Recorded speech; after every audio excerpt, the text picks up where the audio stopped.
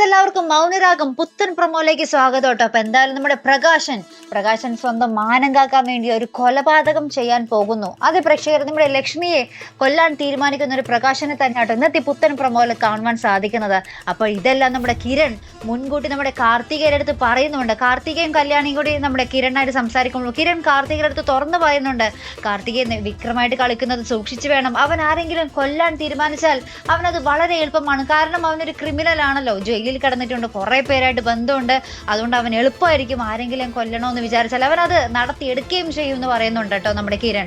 അതുപോലെ തന്നെ കാര്യങ്ങൾ ഇപ്പുറത്ത് സംഭവിക്കട്ടെ. ഇപ്പുറത്ത് നമ്മുടെ പ്രകാശൻ നമ്മുടെ വിക്രത്തിനോട് പറയുന്നുണ്ട്, ലക്ഷ്മി കോടതിയിൽ വരാതിരുന്നാൽ ആ കേസിൽ നിന്ന് നമ്മൾക്ക് രക്ഷപ്പെടാമെന്ന് പറയുന്നുണ്ട്. അപ്പൊ വിക്രം ചോദിക്കുന്നുണ്ട്, അതെങ്ങനെയാച്ചാ എന്നൊക്കെ ചോദിക്കുന്നുണ്ട്. അപ്പൊ നമ്മുടെ പ്രകാശൻ പറയുന്നുണ്ട്, അവളെ കൊല്ലണം എന്ന് പറയുന്നുണ്ട്. അപ്പൊ നമ്മുടെ കിരൺ ഊഹിച്ചെടുത്തതും നമ്മുടെ പ്രകാശൻ എന്താ പറയാ, രോഗി ഇച്ഛിച്ചതും വൈദ്യൻ കൽപ്പിച്ചതും പാലെന്ന് പറയുന്ന പോലെ രണ്ടുപേരുടെയും ശരിയായിരിക്കുകയാണ്. നമ്മുടെ ഇനി കാർത്തിക ഈ കിരൺ പറഞ്ഞു കൊടുത്ത കാര്യങ്ങളൊക്കെ മുന്നിൽ കണ്ടിട്ട് മര്യാദയ്ക്ക് പോയാലും നമ്മുടെ അമ്മയെ രക്ഷിക്കാൻ കാർത്തികയ്ക്ക് സാധിക്കും. അല്ലെങ്കിൽ നമ്മുടെ പ്രകാശന്റെയും വിക്രത്തിന്റെയും കൈകൊണ്ട് ചാകാനായിരിക്കും നമ്മുടെ ലക്ഷ്മിയുടെ വിധി കേട്ടോ. അപ്പൊ എന്തായാലും നമുക്ക് നോക്കിക്കാണാം. അപ്പൊ ഇതുപോലെ പ്രൊമോ റിവ്യൂസിനും എപ്പിസോഡ് റിവ്യൂസിനും ഒക്കെ നിങ്ങൾ മറക്കാതെ ചാനൽ സബ്സ്ക്രൈബ് ചെയ്യുക.